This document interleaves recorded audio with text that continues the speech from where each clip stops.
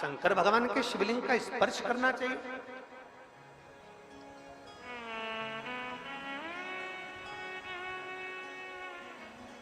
माता सती, उमा, पार्वती, माता कात्यायनी, चंद्रघंटा, स्कंदा, जितनी जितनी माताएं हैं संसार में, स्वयं लक्ष्मी जी भगवान शंकर के शिवलिंग का निर्माण कर, माता लक्ष्मी जी भी भगवान शंकर के शिवलिंग का निर्माण कर भगवान शंकर के शिवलिंग का निर्माण कर उसका पूजन करती हैं। माँ ब्रह्माणी स्वयं भगवान शंकर के शिवलिंग का निर्माण कर पूजन करती हैं। माँ इंद्राणी, इंद्र जब हार गए सत्ता, पूरा के पूरा बेबहू चले गया, वृत्रासुर असुर ने सब कुछ नष्ट कर दिया, तब इंद्राणी ने स्वयं बैठकर शिवलिंग की आराधना करी, शिवलिंग का निर्माण करा और शिवलिंग की पूजन करी। हमारा शास्त्र कहता है, कोई कहे तुमसे कि किस किस शिवलिंग स्पर्श कर सकते हैं, जरा विचार करिएगा। भगवान की मूरत पर, भगवान के ऊपर जो जल चढ़ता है, हम स्नान कराकर वो जल को, भगवान का चढ़ा हुआ जल, आप में से कोई ऐसा है कि भगवान का चढ़ा हुआ जल बाथरूम में फेंक देते होगे? जम के तो बोलो जरा। नहीं, भगवान का चढ़ा हुआ जल, भगवान के स्नान का जल, आप में से कोई ऐसा है कि उसको रोड पर फेंक देता होगा? नहीं, भगवान का चढ़ा हुआ जल, भगवान को जल स्पर्श कर जाता है तो वो जल भी तुलसी के पौधे में चला जाता है, अच्छे वृक्ष में चले जाता है। जरा विचार करिएगा, मात्र जल भगवान को स्पर्श करा तो वो जल तुलसी के क्यारे में चले गया। अगर हम हमारे महादेव का स्पर्श कर लेते हैं तो हम भी भगवान के धाम को चले ही जाते हैं। मात्र स्पर्श।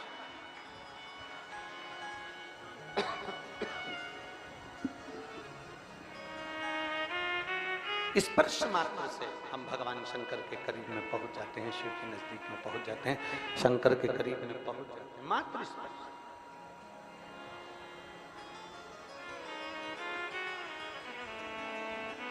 तुम जाओ, 2 लोटा जल लेकर जाओ और 2 लोटा जल लेकर, 2 बेलपत्र लेकर भगवान शिव के शिवालय में पहुंचिए, भगवान शंकर के मंदिर में पहुंचिए। चलिए। और शंभु शरणे मांगू घड़ी रे, दुख काटो दया करी दर्शन आपो। चलिए, 2 लोटे जल लेकर, मालन 2 लोटे जल लेकर, साथ में 2 बेलपत्र लेकर भगवान शंकर के शिवालय की ओर चल, भगवान शिव के शिवालय की ओर बढ़ी, शिवलिंग की ओर आगे बढ़ती चली। रोज जाए, सावन के महीने में रोज भगवान शंकर की आराधना करे, रोज भगवान शिव के मंदिर रोज जाए, शिवालय रोज जाए, प्रतिदिन।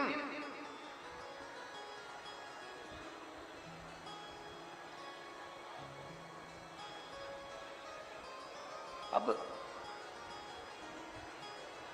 जब रोज भगवान शंकर के मंदिर की ओर चली, एक दिन मालन के पास में भी चढ़ाने के लिए बेलपत्र नहीं थे। श्रावण का महीना था, व्रत उसके चल रहे थे, भूख बहुत लग रही थी।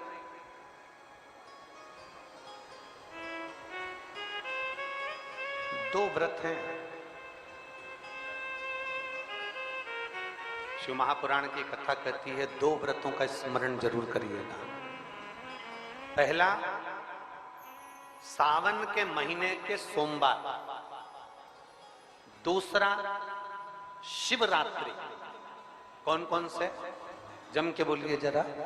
सावन के महीने के सोमवार और दूसरा शिवरात्रि।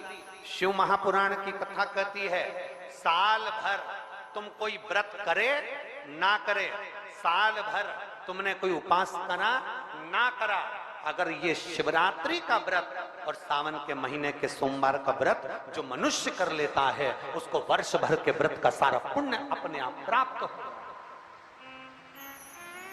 उसको वर्ष भर के पूरे व्रत का पुण्य प्राप्त हो जाता है। 2 व्रत है, 2 व्रत। एक व्रत है सावन के सोमवार का और दूसरा व्रत है शिवरात्रि। सावन का सोमवार और शिवरात्रि, ये 2 व्रत। कितने लोग हैं यहाँ जो सावन के सोमवार का व्रत करते हैं? जरा हाथ उठाइए। सब करते हो? बहुत बढ़िया। हर हर बोल बम का नारा है। आवाज नहीं आई, जरा दमदारी से बोलो। बोल बम का नारा है, सारी समस्या का हल सावन में 2 लोटा।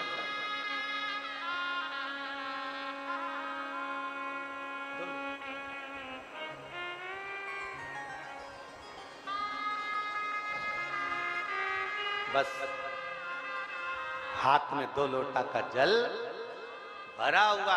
भक्ति को दुगना करना है, भजन को दुगना करना है, स्मरण को दुगना करना है, व्रत साधना को दुगना करना है। सावन के महीने में अपनी साधना को, अपने भजन को, अपनी भक्ति को, अपने बल को, भगवान की विरल भक्ति को बढ़ाना है, इसको दुगना करना है।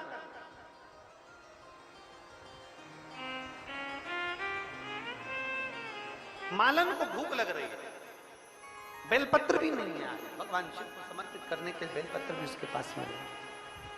भूख लग रही है, बेलपत्र भी उसके पास में। अब क्या कर, विचार कर रहे। एक बेलपत्री के वृक्ष के नीचे बेलपत्र लेने के लिए पहुंचे। देखो मार्ग कौन दिखाता है? मार्ग दिखाने वाला कौन है? देवाधिदेव महा।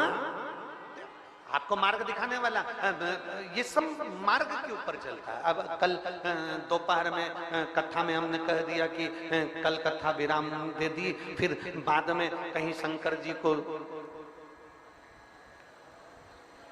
बेत्रवती माता ने भोलेनाथ जी से कहा होगा ये हो क्या रिया है,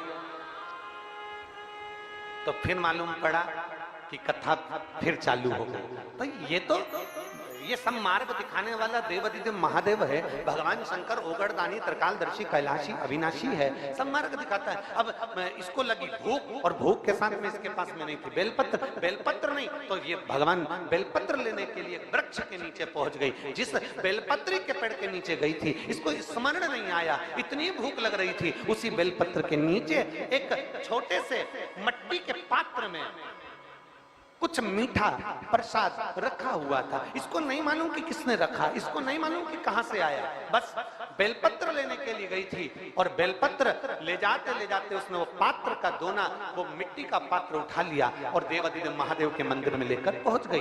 बेलपत्र लेकर आज मंदिर में नहीं गई, आज थोड़ा सा मीठा लेकर, जो उसको मिला था उसको लेकर मंदिर में पहुंच गई। और भगवान देवाधिदेव महादेव के सामने, भगवान शंकर के सामने, भगवान शिव जी की साक्षी में उसने वो मिष्ठान रखकर भगवान भोलेनाथ जी से प्रार्थना करी, आज मेरे पास देने के लिए बेलपत्र नहीं है, मैं जल लाई हूँ, साथ में ये थोड़ा सा प्रसाद लाई हूँ, आप पा लीजिए। और भगवान को देने लगे। कहाँ से लाऊं लड्डू, कहाँ से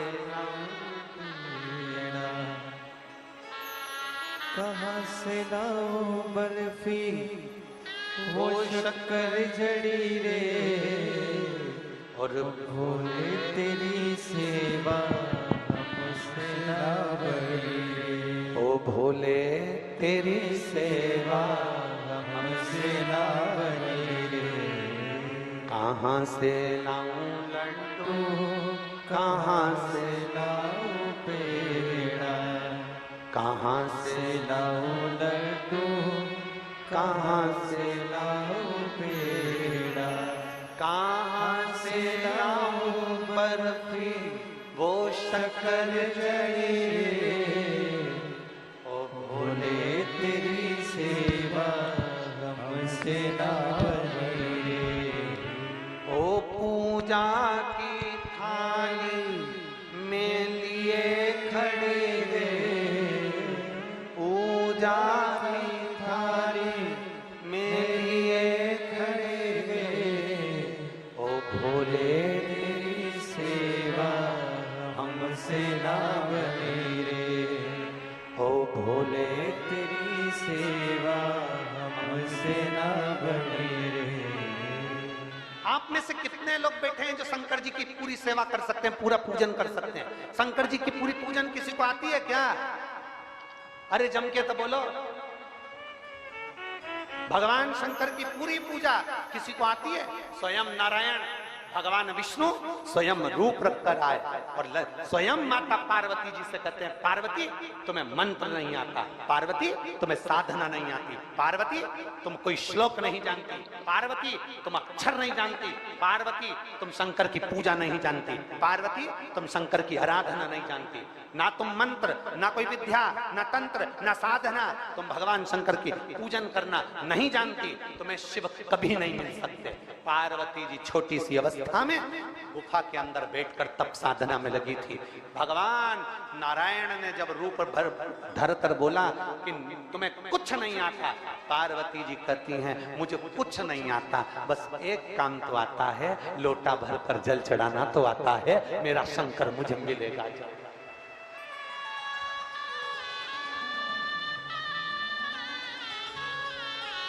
कोई तुमसे कहे तुम्हें पूजन करना नहीं आता, तुम्हें चंदन लगाना नहीं आता, तुम्हें जनेऊ चढ़ाना नहीं आता, तुम्हें बेलपत्र चढ़ाना नहीं आता, तुम्हें शंकर जी को भोग लगाना नहीं आता, तुम्हें शंकर जी की आरती करना नहीं आती, तुम्हें शंकर जी को रिझाना नहीं आता, पंचामृत से स्नान कराना नहीं आता, पहले दूध चढ़े की, जल चढ़े की, दही चढ़े की, शहद चढ़े, तुम्हें कुछ नहीं आता, तुम्हें क्या चढ़ा रही हो, तुम्हें कुछ अंदाजा नहीं है, उससे कहना मुझे कुछ नहीं मालूम, मैं तो केवल इतना जानती हूँ महादेव मेरे हैं, मैं महादेव की हूँ, एक लोटा जल चढ़ा लेती हूँ, बस मेरा महादेव से रीच जाता है, मैं ज्यादा नहीं जानती, मुझे ज्यादा आडंबर नहीं आता, मैं ज्यादा पहचानना नहीं आता कि मैं क्या चढ़ाऊं और क्या ना चढ़ाऊं, बस मैं इतना जानती हूँ कि शंकर को रिझाने का एक तरीका है, पंचाक्षर मंत्र का जाप कर लो, नमः शिवाय, षडाक्षर मंत्र का जाप कर लो, ओम नमः शिवाय, या श्री शिवाय नमस्तुभ्यम का जाप कर लो, या एक लोटा जल मेरे महादेव को रिझा लूं, वो भी ना बने 3 बार ताली बजाकर शिव को रिझा लूं, वो भी ना बजे तो बम्बा भोले बोल कर मैं शिव को रिझा लूं, इतना भी ना बने तो उसके शिखर का दर्शन कर कर मैं मेरे महादेव को अपना बना लूं, बस इतना जानती हूँ और कुछ भी।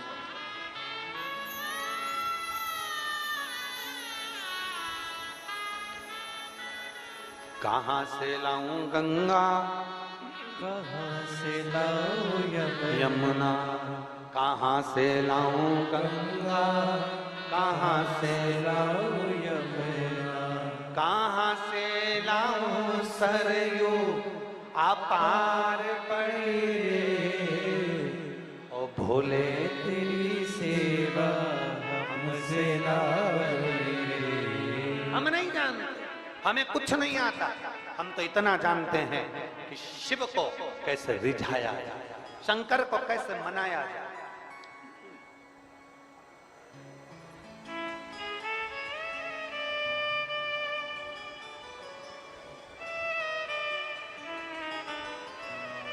अब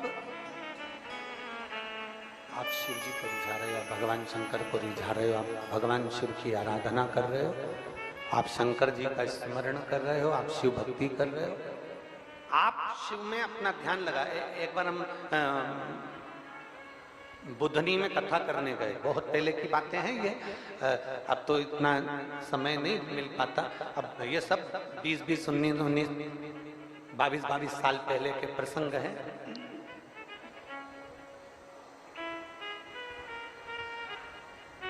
और बहुत से ऐसे प्रसंग रहते हैं जो स्मरण में बने रहते हैं।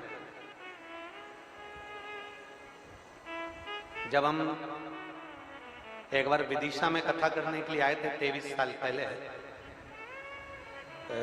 नंदवाना में छोटी छोटी गली थी विदिशा की, नंदवाना में, और वहां श्रीनाथ जी की हवेली, शायद हवेली जी भी होगी, हवेली जी के पास में यजमान का घर था अग्रवाल जी का, जहां कथा करी थी, अनाज का काम था, भी उनके साथ कोई कमी हो गई है इसलिए वो लोग नहीं आए। तो हवेली जी से सामने वाली पट्टी में 4-5 घर छोड़ के शायद अग्रवाल धर्मशाला या कोई उस धर्मशाला पे, अब पहले तो पुरानी थी, नहीं हो गई क्या वो, अच्छा, पहले पुरानी थी, उसमें ऐसी लकड़ी की बनी हुई थी और एक बड़ा सारा हॉल था, बीच में लकड़ी के खंभे लगे हुए थे, उसी में हम रुके थे, विदिशा में आए थे, उसी में हम लोग ठहरे हुए 23 साल पहले का स्मरण। और हम आए थे कथा करने, और उससे पहले का एक प्रसंग श्रीनाथ जी की हवेली का हमको सुनने को मिला था विदिशा का, कि ठाकुर जी की हवेली में यमुनाष्टक का पाठ था, और एक विदिशा की एक माँ जो यमुना जी से इतना स्नेह करती थी, ठाकुर जी से इतना स्नेह करती थी कि वो यमुनाष्टक के पाठ में पूरा श्रृंगार कर कर पहुंच गई थी, और जैसे यमुना जी के अष्टक का पाठ का पर्दा हटा, वैसे यमुना जी का फोटो बीच में से चटक गया था और उसके प्राण छूट गए। ये विदिशा का इतिहास कहता है, ये विदिशा की कथा कहती है। मतलब विदिशा में भगवान की भक्ति को प्राप्त करने वाले, भगवान की अविरल भक्ति को संजोने वाले, भगवान की अविरल भक्ति को दिल में रखने वाले, अगर कहीं दर्शन करना हो तो एक बार विदिशा की पुण्यमय धरा पर आकर जरूर करिएगा। शिव को रिझाना, राम को रिझाना, कृष्ण को रिझाना, अविरल भक्ति को धारण करना, ये कुछ पुराने प्रसंग। पहले हम विदिशा